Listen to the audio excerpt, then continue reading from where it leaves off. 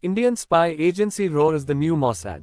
India doesn't send commandos to foreign countries to eliminate enemies. There are already people who are always ready to work for us for whatever the reasons or lure, reveals an ex-spy who has long worked for India's dreaded intelligence agency RAW.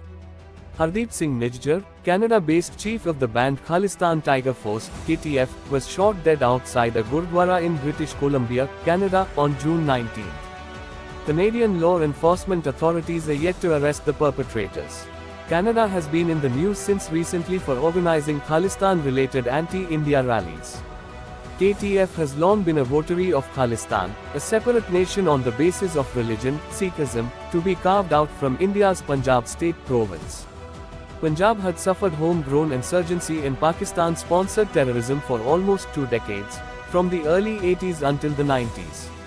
Another Khalistan supporter and chief of the banned Khalistan Liberation Force, Hardeep Singh Nijjar, died due to suspected poisoning in a hospital in UK's Birmingham on June 16.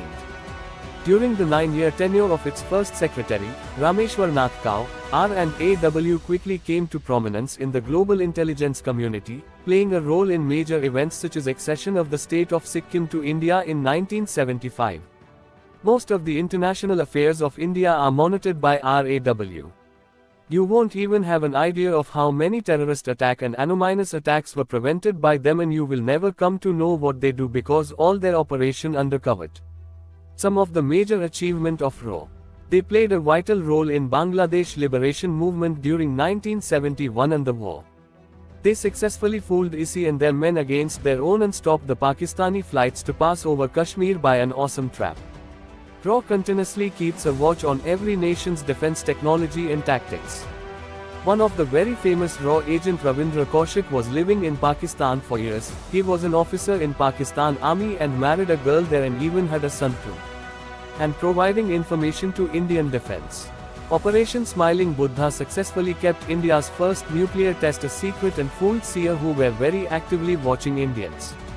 They played a major role in Bangladesh, Pakistan and Sri Lanka election in past. And influenced the results. RAW pre-informed the Indian defense about the Pakistan's plan to take over Siachen, which helped in Operation Meghdoot.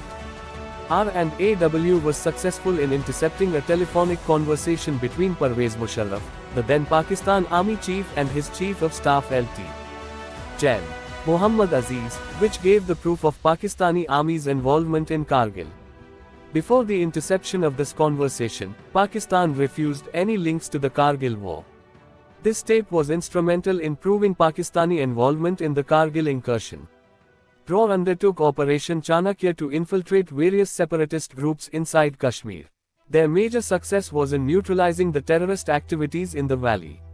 It successfully collected evidence regarding ISI's involvement with the separatist groups and other terrorist activities. They were also able to create a split in the terrorist organization, Hezb-ul-Mujahideen, and create pro-Indian groups in Kashmir.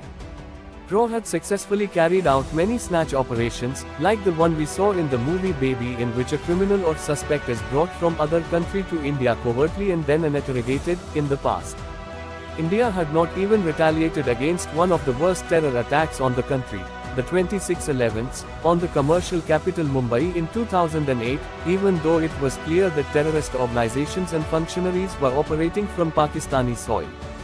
Not much was done or heard about any counterattack or covert operation by the track team of Indian intelligence agencies. So what exactly has changed? What do you think? Indian agencies didn't have such capability of cover operations earlier. Of course, it was there. What has changed now is the emergence of India as a powerful nation and go ahead from the government in power, explains former RAW officer N.K. Sood while speaking to Eurasian Times. Subscribe, like, share.